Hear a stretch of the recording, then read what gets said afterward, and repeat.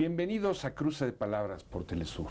Soy Luis Hernández Navarro y para conversar sobre todos los cambios y acontecimientos que están tomando lugar en Colombia, está con nosotros la doctora Estefanía Ciro Rodríguez, amiga de este programa ya, doctora en Sociología, investigadora del Centro del Pensamiento de la Amazonia colombiana a la orilla del río y poeta. Gracias, Luis. Ay, por fin aquí. Por fin aquí, sí, hemos tenido que platicar a través de Zoom, pero ya estás. Ya estoy, gracias. De vuelta un ratito por la Ciudad de México. Sí, por acá, visitándote. Claro, hombre, muchas gracias. Y a la familia Telesur. Oye, Estefanía, pues muchos cambios en tu país, interesantísimos, esperanzadores. Afortunados. De entrada, bueno, tú conoces en detalle a los actores armados en tu país. ¿Qué está sucediendo con ellos? Mira que este escenario es muy interesante porque yo digo que se plantean las 4 intervenciones las 4 intervenciones de los Estados Unidos, que por supuesto no van a dejar a Colombia libre. Y una de esas ramas de esa intervención va a ser esa relación del país con estos actores armados y la reconfiguración de la guerra. Hace una semana larga fue el atentado a Iván Márquez, ¿no? Que es una de las facciones de este mundo post-FARC, la segunda Marquetalia. Hoy amanece la noticia del también bombardeo sobre uno de los líderes de las disidencias. Y entonces ahorita se teje en este mes un proceso de lo que llamamos pacificación. Yo no sé Duque cómo quiera entregar el país, pero quiere entregar el país con unos actores armados muy disminuidos, sobre todo en la bola de cristal que tú quieres plantear después, en lo que se viene con Petro, ¿no? Entonces, hay un escenario de un mes, de unas 3 semanas que quedan para la posesión de Petro. Yo creo que de un ataque muy directo sobre los actores armados, que están ahí, los líderes principalmente. Cuando hablas de pacificación, ¿te refieres a lo que en Estados Unidos se llamaba pacificación contra los indios? O sea, la política de tierra arrasada en contra de los indios. ¿O? Sí, no exactamente, pero yo creo que Duque quiere terminar el proceso de su gobierno diciendo, esto es lo que le entrego, un país entre comillas, pacificado, es decir, con los principales líderes y cabezas de los grupos en este momento armados asesinados. Y eso es muy conveniente porque sí quiere decir que sí sabían dónde están y los han ubicado, pero políticamente es muy útil asesinarlos en este último trayecto. Y eso cierra mucho la puerta y le deja a Petro un escenario de negociación con actores diferentes. Entonces yo creo que Duque, en este nefasto gobierno que ha tenido, quiere cerrarlo diciendo se le entregó con los actores armados acabados, y de ahí estas 3 semanas de acelerar tumbe de cabezas, que por supuesto puedes tumbar las cabezas, ¿no? Puede caer Márquez, puede caer Mordisco y todas estas ideas que tienen sobre las cabezas, pero la configuración de los actores en lo local y territorial sigue siendo muy fuerte. Y el asunto de la coca, que tú conoces también, es tu libro, sí, materia de tu investigación. Drogas y narcotráfico y política de drogas. Mira que esa es la segunda intervención. Entonces los gringos, por supuesto, este escenario geopolítico de los actores armados están pendientes, ¿no? Esto que ocurre con Iván Márquez no ocurre por fuera del espectro de la influencia de los Estados Unidos. Todo esto se hace. Y la segunda es drogas, política de drogas y narcotráfico, que es el segundo escenario de intervención, que se renueva ahora con Petro y que cierra con Duque.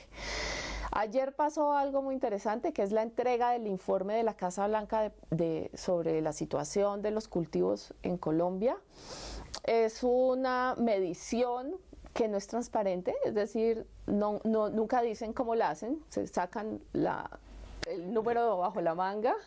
El conejo de la chistera, como sí, si fueran magos. Estos son los datos, entonces hablan de 235.000 hectáreas, una disminución de 10.000 hectáreas muy leve, ¿no? Como para no arriesgarse a comprometer ni el anterior gobierno, pero sí este que viene. Hablan de una destrucción de laboratorios y unas incautaciones de toneladas. Lo básico, la verdad, es un dato más político que cualquier cosa, entonces sí se lo deja en la mesa el problema Petro. No, aunque Duque diga, éxito, disminuyeron las hectáreas, la verdad, eso 10.000 hectáreas no son nada frente a 235.000. Pero sí queda la puerta abierta de que hay que seguir la estrategia y que hay que ver cómo se trata el tema. El próximo informe van a decir que aumentó, que no se combatió a si las no les drogas. cae bien este año, van a aumentarlas, ¿no? Con el mismo criterio metodológico que hoy utilizan para decir esa cifra. Exactamente. Pero hay una cosa muy interesante que ellos no transparentan y sí lo plantean en su estrategia.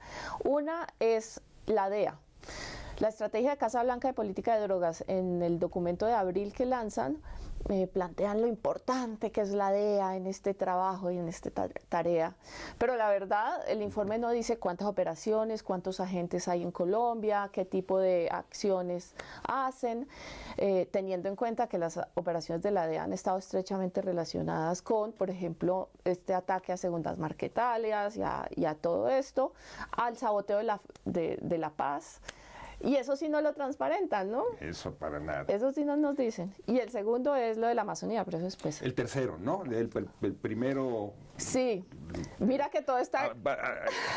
relacionado. Pacificación, drogas... Exacto. La Amazonía, ¿no? Sí, y lo nombraba justo ahorita. El pulmón del mundo. Del mundo, el termómetro de este planeta, que ocupa un lugar geoestratégico ahorita.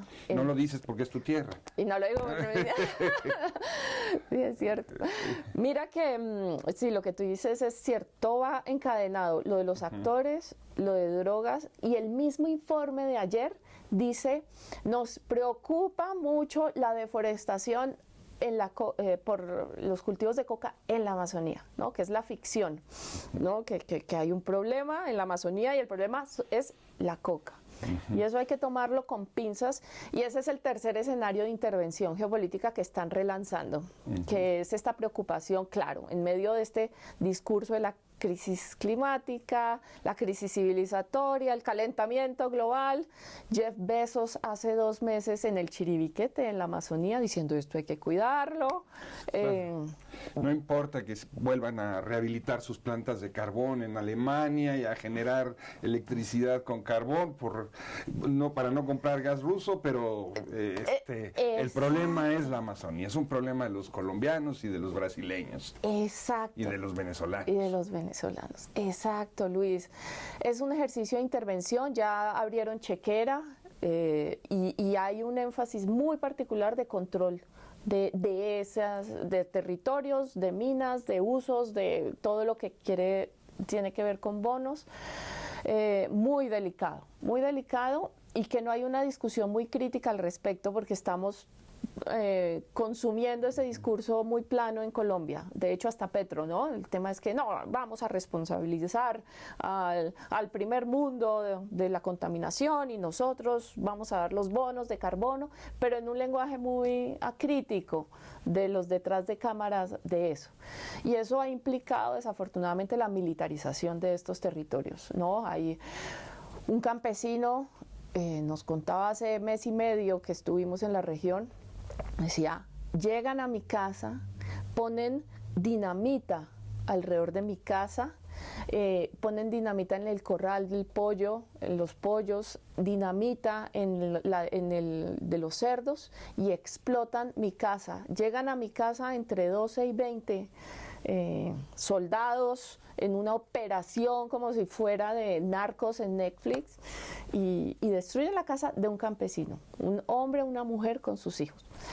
Para apropiarse de sus propiedades. Los acusan de deforestadores en la Amazonía. Entonces dicen, es que están deforestando y ellos... Enemigos de la humanidad. Enemigos, seguridad nacional, ¿no?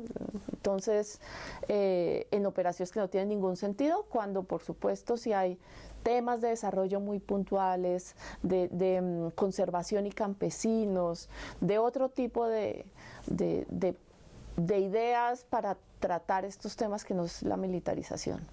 Hablabas de 4 escenarios. ¿Cuál es el cuarto? Lo que se juega en las transiciones y en la paz. Y a esto me refiero que puede ser... Por transición, ¿te refieres a este cambio de gobierno, la llegada de Petro? No, me refiero en Colombia a este escenario transicional de la guerra a la paz. Okay. Así le llamamos en Colombia a esta coyuntura, y es el escenario transicional, ¿no? Por ejemplo, la justicia transicional y todo esto, la verdad transicional y todos estos escenarios que se crean en el marco del paso de la guerra a la paz desde el 2016 para acá. Y esto es importante porque ustedes aquí en México están inaugurando la idea de la Comisión de la Verdad, ¿no? De que es toda esta discusión sobre cómo pensar la verdad y estas discusiones que no es transicional, pero pues Colombia tiene esta experiencia. Y el marco transicional fue pues primero saboteado por Duque, que le quitó fondos, por ejemplo, al tema de sustitución de coca y a todos estos escenarios, pero sobre todo la reflexión sobre la reconciliación y sobre qué se juega en términos de verdad, ¿no? ¿Qué es la justicia en estos términos? Y hasta ahora, como dijo Petro, y en eso concuerdo con Petro, no hay que convertir estos escenarios transicionales en venganzas. Y creo que todavía no ha habido mucha reflexión sobre el pasado del país, ¿no? Los actores armados que son, todavía hay una idea de hay que pacificar como sea, ¿no? Y hay que acabar los fusiles como sea, pero hay todas unas tensiones sobre estructurales, sobre desarrollo, sobre de hecho hasta la misma legitimidad de la lucha armada que todavía no están siendo tocadas. ¿Te parece si vamos a una pequeña pausa? Pero por supuesto. No se vayan, amigos, amigas, volvemos en muy breves instantes.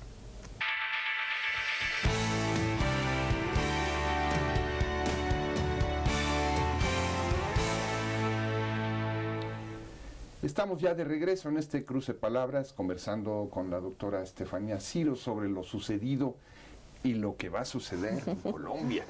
Nos has dibujado, Estefanía, estos 4 escenarios de intervención estadounidense, con un presidente en Estados Unidos muy disminuido, pero que conoce muy bien el mundo de Colombia, no es algo ajeno. Ajá. La llegada de Petro a la presidencia, ¿qué significa en términos de ese cambio de la relación con Estados Unidos y qué significa en términos de las expectativas que se ha creado para una Colombia diferente? Total, de Petro y de Francia. De Francia, por supuesto. Y del vivir sabroso, no, Francia, no, primero es un cambio esperanzador, ¿no? Eso no hay que obviarlo, es un cambio que se viene con urgente, el país no aguantaba más lo que arrastra de la guerra, pero lo que arrastra estructuralmente en términos de desigualdad, lo que arrastra de la pandemia y lo que se viene en términos de crisis económica. Entonces, pues es un escenario muy interesante donde se están dando discusiones muy interesantes. Mira que, por ejemplo, hay un grupo de empalme que te contaba ahorita, que están los grupos de gobierno de Petro y Francia encontrándose y entendiendo con los grupos que se van de oficinas que se van. Hay un grupo de drogas y narcotráfico, y por primera vez en la vida en la presidencia de la República hay campesinos, hay raspachines, hay mujeres líderes de las regiones. ¿Qué es un raspachín? Es un recolector de hoja de coca. Okay. Entonces el que raspa. Él raspa la hoja para después ser procesada para la pasta base. Y estaban sentados con coroneles, con policías, con gente del ejército y la policía al frente, hablando del empalme y de cómo debe ser, qué ha pasado, todo esto.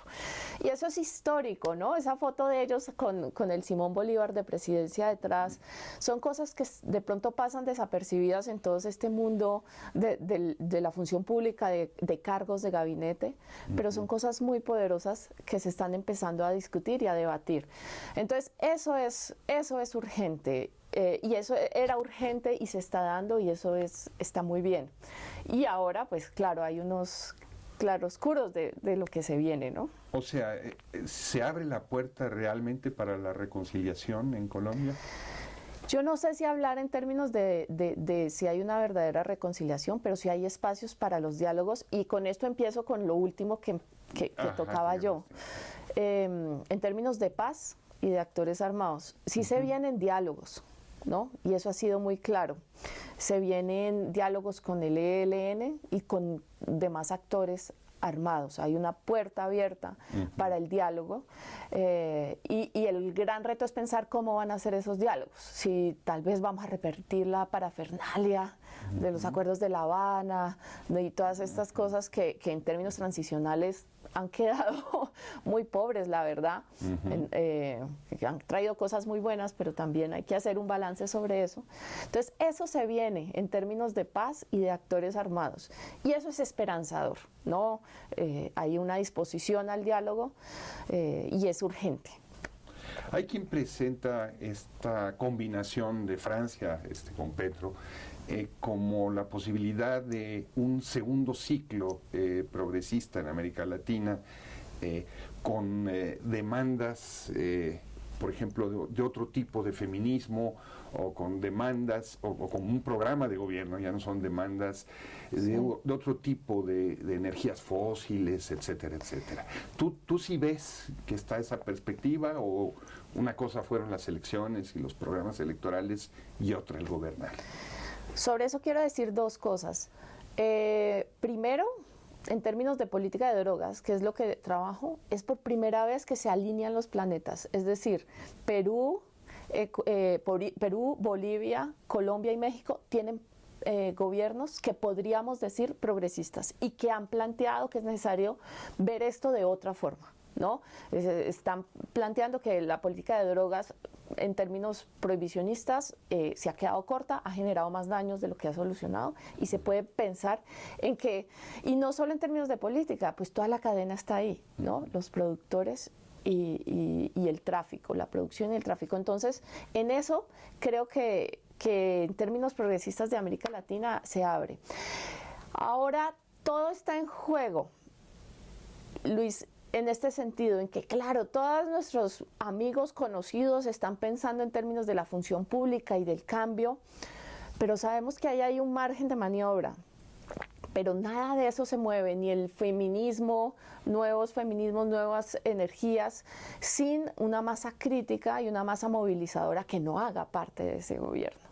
Entonces, y hasta Petro ya lo ha dicho, ¿no? Los cambios que yo pueda hacer dependen de la movilización social, porque además todo el proceso electoral se basó en muchos pactos y ahorita, como lo planteábamos como en México, ¿no? Hay unos pactos construidos con una política tradicional que no va a querer moverse mucho.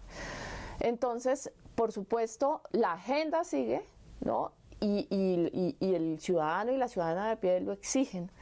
Y depende de esa movilización social. En términos de, por supuesto, cambio climático, en términos no, de cambio climático, no, de transformación en términos energéticos, eso va a ser importante, de enfilar toda una proyección energética diferente que además, claro, no deje de depender de las economías fósiles, pero tampoco nos metamos en unas economías limpias y energías limpias que sigan siendo controladas por multinacionales, por españoles, ¿no? Que reproduzcan eso. Entonces yo creo que esa discusión falta y México tiene mucho que decir sobre eso, ¿no? De cómo hacer este cambio, pero que no se mantengan las mismas desigualdades estructurales de siempre, porque pues no me sirve uno u otro, sí. Y segundo, en términos de feminismo, por supuesto, la masa crítica en torno a la mujer, al feminismo en América Latina, pero en Colombia está muy vivo. Y creo que el 7 de agosto, cuando llegue Petro, ya se enfila toda la discusión en vivo, ¿no? Y empiezan las exigencias mucho más puntuales. Ahorita estamos en este interregno de quién va, a dónde va.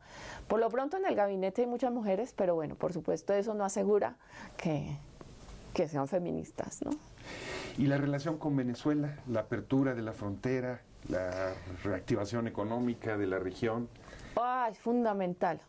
Eso va a ser un alivio para la dinámica económica, por supuesto, de Venezuela, pero también de Colombia, de Cúcuta, de la vida de los migrantes, ¿no? Unos migrantes que no podían tener sus papeles ni acceder a sus papeles en Venezuela porque no habían relaciones entre países. Entonces, para acceder a una apostille, a un registro civil, era toda una crisis. No había consulado, no había embajada. Entonces era una tragedia humanitaria de la vida cotidiana del migrante muy, muy fuerte, además de los elementos estructurales como lo económico, ¿no? En términos de lo político es fundamental, porque pues no es imposible negar que Venezuela ocupa un lugar muy importante en la relación con los grupos armados, no en términos de financiación ni nada de eso, sino en términos de apertura al diálogo, ¿no? de apoyo al diálogo. Noruega hoy ya estaba diciendo que apoyaban el diálogo, y Venezuela, pues como lo hizo en La Habana con las FARC, ocupan un lugar muy importante ahorita en términos políticos. Entonces, ese diálogo es muy importante y tiene que ser genuino, ¿no? En términos de campaña siempre está esta cosa de no acercarnos mucho, ¿no? Pero la verdad hay que abrir las puertas a la gran América Latina, ¿no? Estefanía, tú tienes propiedades de vidente. No. Lees el tarot. Diga nomás. El café, la mano. ¿Cuál es el futuro inmediato en tu país? El futuro inmediato es de mucho debate político y la apertura de unos nuevos debates en términos de reformas estructurales, de rentas, en términos de impuestos, de tierras. Se empieza a abrir, ¿no? Digamos que se va a desembocar un debate político muy amplio sobre eso. Depende de qué tanto Petro y Francia lo abren o no y lo permiten abrir. Y creo que es la primera vez que se pueden enfilar los debates en términos políticos, en términos de estructura, en términos ya no de armas, ¿no? De armas y política. Creo que es la oportunidad que tiene el país para hacerlo, y ahí es donde se van a probar las fuerzas en la calle, en la altura de los gabinetes, en la altura política. Creo que eso aparece ser muy interesante. Lo otro es qué tanto las élites podrían estar dispuestas a dejar soltar las armas de la política. Y eso se viene también, por ejemplo, con la reforma agraria, que es cuando se empiezan a tocar cosas muy puntuales. Entonces, ahí se van a empezar a sentir las tensiones reales en términos de la reconciliación, ¿no? Que es material. Y tercero, creo que se van a abrir los espacios de diálogo con los actores armados. Pero también va a haber, van a estar muy atentos de los pasos de Estados Unidos y de qué tanto se puede soltar, porque las Fuerzas Armadas pueden no soltar.